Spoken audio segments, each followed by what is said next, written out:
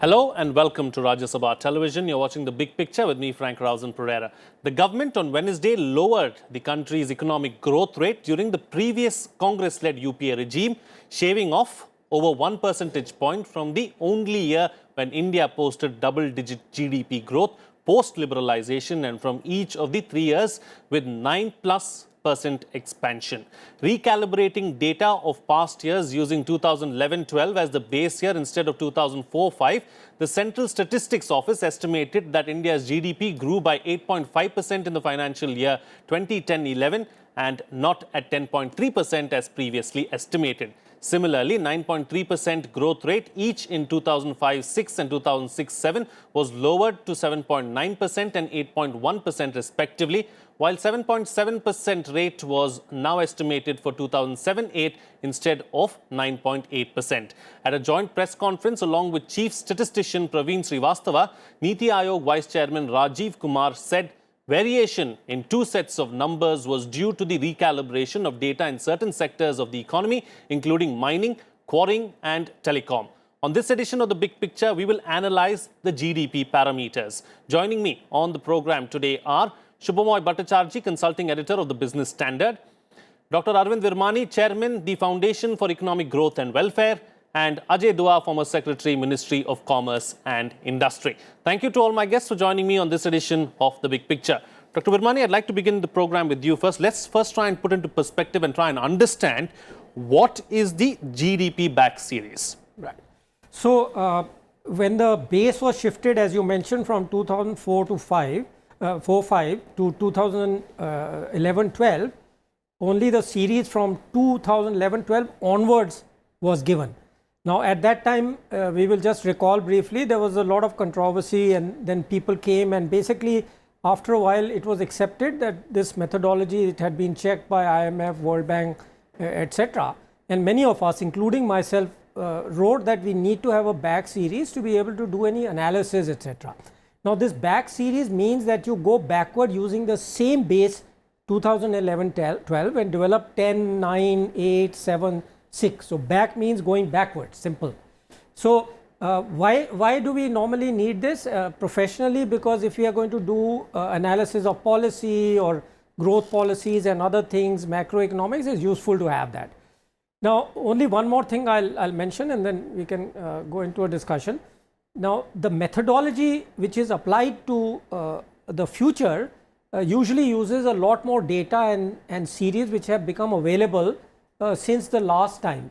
So, when we go backwards, some of these series will not be available. Like some series may have started in 10-11 or in 8-9. So, there is always a second element besides the methodology which comes in is that if there are not series available which, let's say, go back to 2004-5, what do you substitute for it?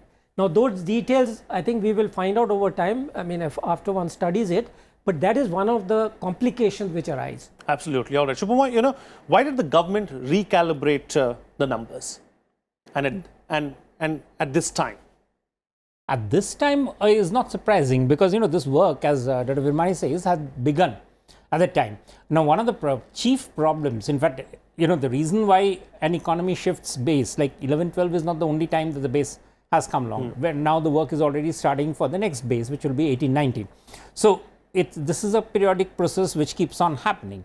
What had happened is that as the new data that had come along, to digest the data takes time. So, let me give an example. For instance, the Ministry of Corporate Affairs data, MCA 21, which essentially captures corporate sectors performance much more robustly than what the earlier method was, which was survey based.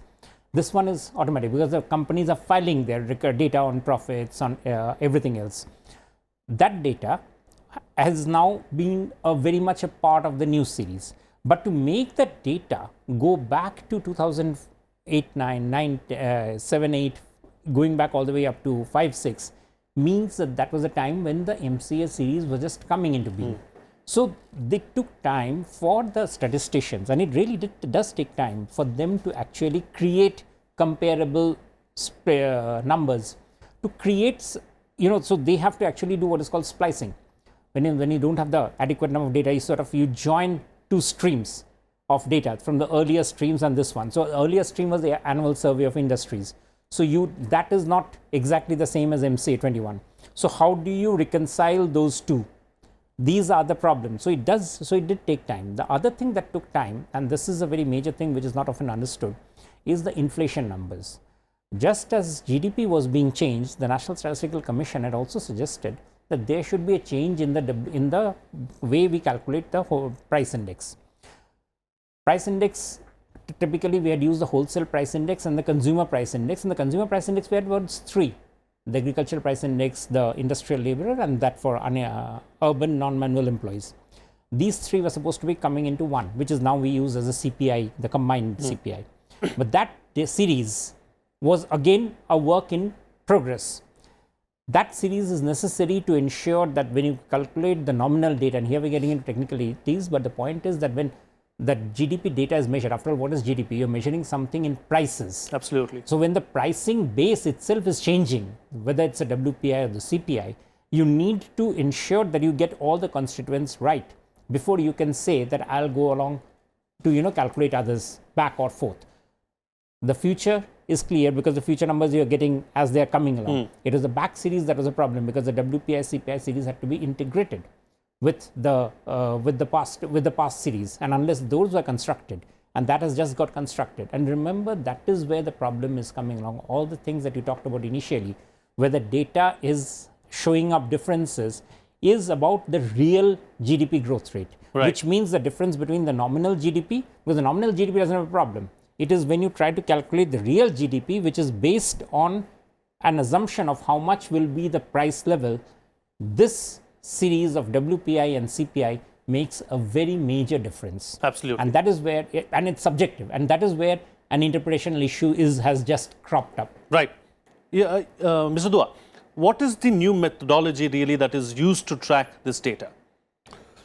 One, as has just been explained by both the panelists earlier, the new series data has methodology used hasn't drastically changed. Okay. It is the estimation method.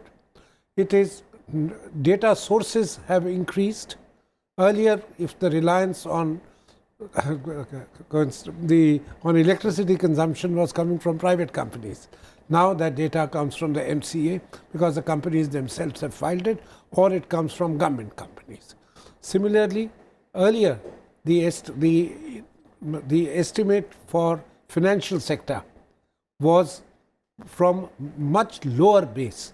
Stockbrokers were not there, mutual funds were not there, and the Reserve Bank was treated as if it's from the market. So it's far more wide-based now. Far more wider-based, as well as I think the assumptions which have been made, by and large, they can stand the test of time, as well as they are in line with the UN system of accounting. I would say making the data, the estimation of GDP is an ongoing process. Invariably, new instruments, new data sources, official series of data for the first time became available for those years which the government used. The question is, I don't think we can find too much of fault as of now. With the methodology adopted, it is much more with the fact, one, the timing of this, second, who should be compiling the data, and because any process which is undertaken, there has to be a question of credibility. Right. And fact, then is it a coincidence that a number of the downscaling, if you would put it, which has been done, not only compared to what was earlier estimated, but also by a committee under Sudipta Mandal, in which our Bhanumurthy was also a member, that how comes that was a committee of the National Statistical Commission, which was exactly asked to work out the back series data, had actually found that the actual rates of growth for these 5 years were actually they talked of 10 years. Right. Now 10 years were higher.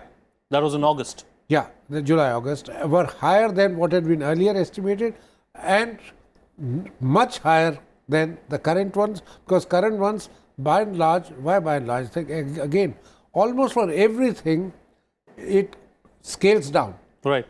including the question of weightages has been changed. Earlier, the weightage for agriculture is now it's been said in yesterday's saying agriculture is actually contributes much more than was said. Industry, manufacturing sector contributes much more. Right. And that there was a gross overestimation in the tertiary sector and particularly the unorganized sector. So those kind of things, some of these, as I'm saying, I'm not finding fault with the methodology, but I'm finding fault with the process as well as a result which has come out from this exercise. Right. Dr. Virmani, talking about the base year now, you know, how is the base year decided really, and what are the factors that go into deciding the base year? So the idea is to get a normal year, you know, given that historically agriculture and rainfall affect our GDP a lot.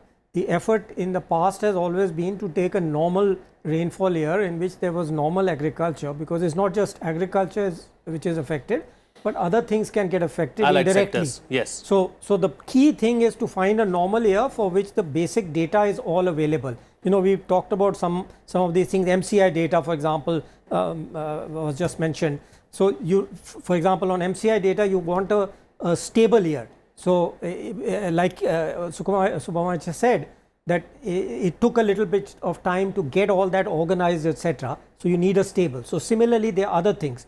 For example, the trade series started using tax data, you know, like service tax, VAT, etc.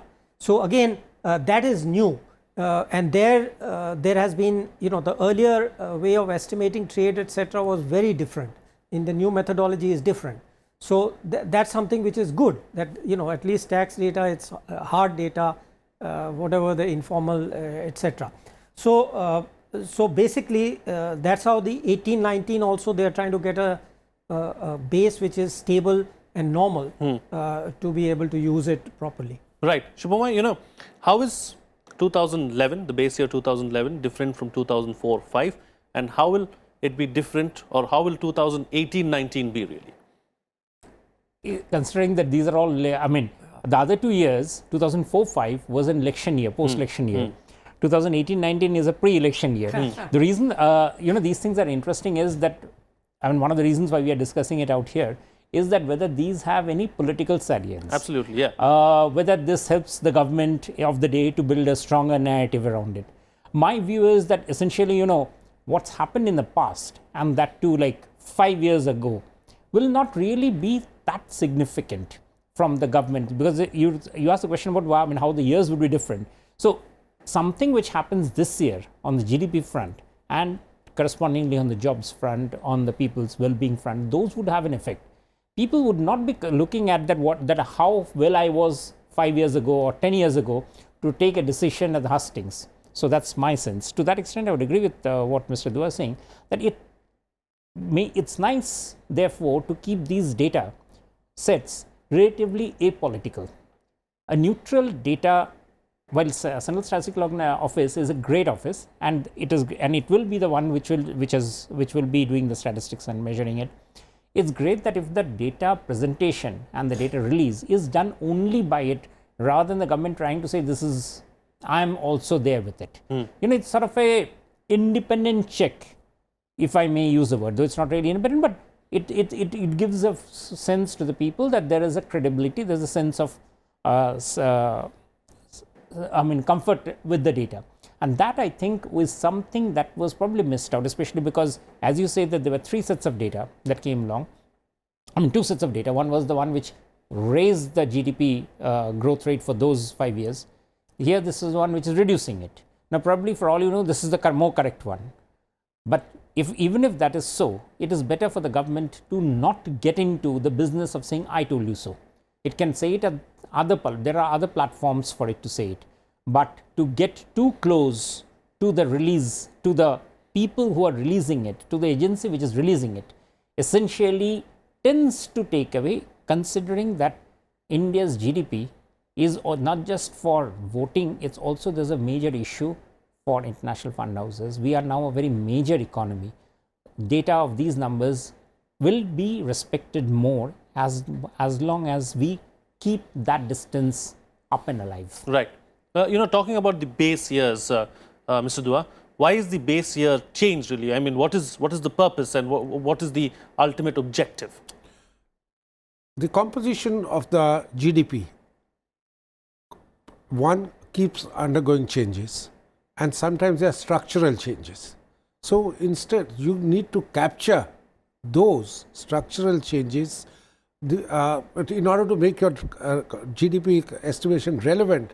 The years of once, say, let me give you an example, sir.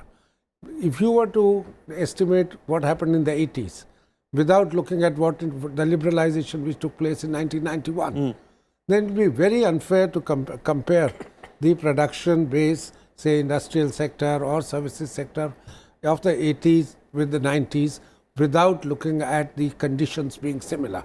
If earlier licenses were not given, or if there was no import liberalization, there was no import liberalization, etc., wasn't there, it affects everything. So it is always useful to contemporize your data, the relevance of your data, and that will happen when you keep on moving the database, the base year. And it has happened always, including in the previous government's time. The question is, I am saying, fine, 2010-11 is not the base, because that's the year when we recorded the highest rate of growth. What you mentioned in the beginning, that 10.3, which is later on now diluted to 8.5. Because that, I would call it an abnormal year. We've never really gone into double digit except in that particular year. So it was 11-12, which was much more normal. In fact, 11-12, if you look at it, there's a sharp decline. Right. Coming to this data which we're talking about, I think the years probably we need not fault with. One could always argue, as they say, 3 economists, 3 points of view. The 5 economists, 6 points of view. That kind of a thing, it goes on. I'm not questioning that. The question is, was it if you look at this whole exercise, the unorganized sector's contribution allegedly has, as per yesterday's thing, was grossly exaggerated. Second, it's been said that the importance of the tertiary sector in the Indian economy, services, that was very grossly exaggerated. And the services sector is the one which has grown by up to 9.7% or so in the so-called period under review. If you down that, consequently also the contribution of each sector weightage changes. Right. And the weightage changes, and not only that, the inferences which have been drawn, and yesterday while the report was being released, it's also being said that the investment ratio, that is the gross capital formation, was grossly exaggerated in the past. Yeah. I tend to, just fear to think that all those things which this government is finding it difficult to explain, the economic growth. The government has been saying that we are not so immune from the global events, but so far what was being said is the 2010-11 year, post-11 crisis, we grew. Post-11 is 2008. So by diluting it, that theme continues, that even today's downfall you can explain. Similarly, to say that manufacturing is not growing, and we have been always saying that the contribution of services is much more. This is not quite. The manufacturing has a much wider base, and the growth which we see post that is not so bad. That means earlier it wasn't growing that much faster. So because one particular year it is 12.3. Right. So the government is saying no, it wasn't 12.3, it is closer to 10 in industries. By reducing the previous sector's contribution, pace of growth, the current data doesn't look too bad. Finally, let me say one charge which has been made repeatedly, saying the private sector investment is low. The government says you are overestimating the previous gross capital formation. The investment rate was never really 33%, which is being claimed. We haven't seen it beyond 30%. So if today we are 28.7%, it's not too bad. But if you compare it with 33%, it's 5% down. Right, right. Let me- Yeah, Dr. I want to make 3 or 4 points very quickly. One is, globally in the developed countries, they use what is called a chain linked index. That means they basically shift the base every year. Now, because of our limitations of people, etc., data, we don't do it. But this is actually a necessity, because the share of different sectors, what becomes the weight, constantly changes. And it changes much more in high growth economies like India than, for example, let's say USA, where the growth is 2%, or UK and Germany. So actually, the shifting of a base is a good thing, not a bad thing. And we should do it as quickly as feasible. One. Second point is that the growth, when you have a base year type of growth rate, what we know traditionally is that when you shift the base, let's say take specific case from 2004 to 11, the growth rate of the previous years generally goes down, of future years increases. Okay, so if you had the 2004 and you had somehow got it to, let's say 2014, then you would have seen an increase in the post 2011 and a decrease in 2000. That's a standard result from that simple point which I made, which is that the sectors which are growing faster, their share goes up, their weight goes up. Okay, so it's linked to that. So this should not be surprising. So I was actually puzzled. I mean, frankly, I don't vouch for the lower growth which they've got, but the higher growth puzzled me, frankly, because it's against what we know about this what we call last payers and past, when we shift the base. Okay, so that's the second point. The third point is that this MCA data, the way it shifts the earlier thing, actually brings in a lot of services into the system, because the earlier thing was based on factory where there is just production, but this is based on enterprise which also have services. So in some sense, the services got transferred from the informal sector into the MCA data, I mean in a simplistic way of thinking. So the other one had to go down. Okay? Right. So it's not surprising. So that's the third point. So some adjustment was necessary. And fourth, we know globally across the world, including India, that the cost of capital goods has been growing very slowly since the global financial crisis. So there is a point there that the investment, the nominal ratio actually doesn't capture what is really happening. So real decline in the investment GDP ratio is less than you see in the nominal. So these 4 points are important correctives, but that doesn't mean I can conclude that the much slower growth rate is absolutely fine. I can't say that till I have studied the thing more deeply. Absolutely. Shubhamar, so does that mean the data between 12 and 18 will be recalibrated again in the next base year?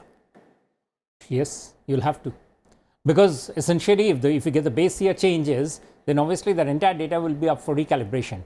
In fact, it would have been good if the current exercise had actually, it ends at 11-12, because it says that, because the new data has been based on that. But there are gaps that are there, which at the point where each of the indices in, it would have been nice to have seen how they sort of square up with the original data. Just to give a sense of comfort. What I would say is the major larger thing is that, taking away from the data and all this thing, is that Indian economy's growth rate, therefore, coming out from all these things, does seem that it hasn't actually touched peaks, which it was, we were saying earlier, which is to me a cause for concern. Second, it means that double-digit growth rate, which we are talking about, therefore seems an even more difficult thing to come if we didn't do it at that time when the world economy was actually fairly responsive and the world trade was booming. It seems even more difficult now going forward. And the third point is that this economy's growth rate now, if it tends to grow up higher, then there will always be a cause for concern that whether it's growing up because of factors like whether it's heating up, and whether therefore the Indian economy actually has the potential to move up earlier, more than what it is currently doing, because the average seems to be now fairly around for a very long time, and it's been up almost from 2004-5 onwards, and averaging around 7% plus minus. So that means that, are we stuck there? these are some fundamental issues that that we need to. Stagnation has taken place. Stagnation. So that means that are we almost at the limit of what we can actually really grow? Now, this has very serious implication for everything else that we would like to do, because most commentators are concerned that at 7% we are not able to actually push a large part of our population out from poverty and lots of things. Right. But this data would seem to show that that's where we are at the, even at the best of times. Okay. So, something to be concerned about is what Shubhamoy is suggesting, Mr. Dua. But another aspect that I wanted to speak about is, this huge, why is there such a big divergence really in the numbers from each individual year, if you look at them individually?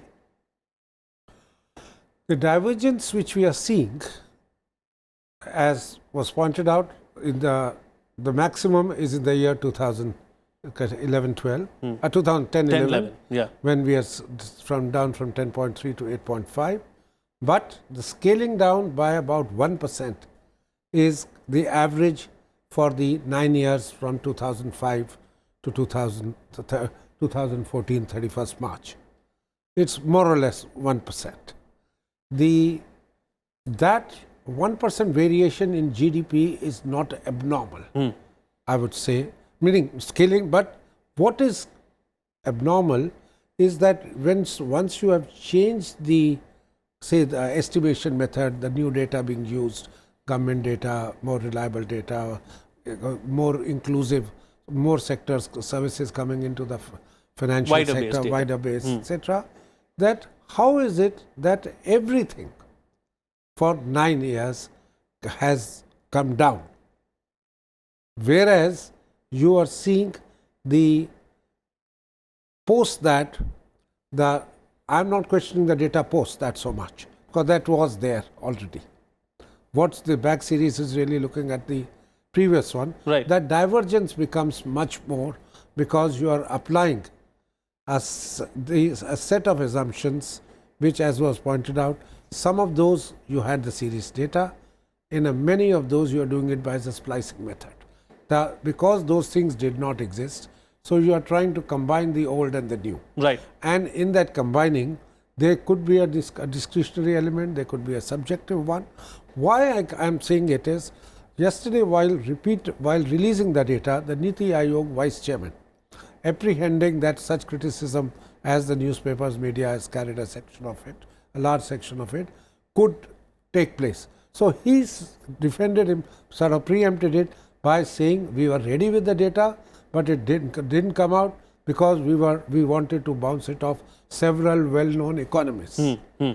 So that means that if there was to be a moderation, right, there was a room for it. Whether it was undertaken or not, I'm not going into that fact. But the fact that before release of data should be something which is an event independent of its interpretation. Right.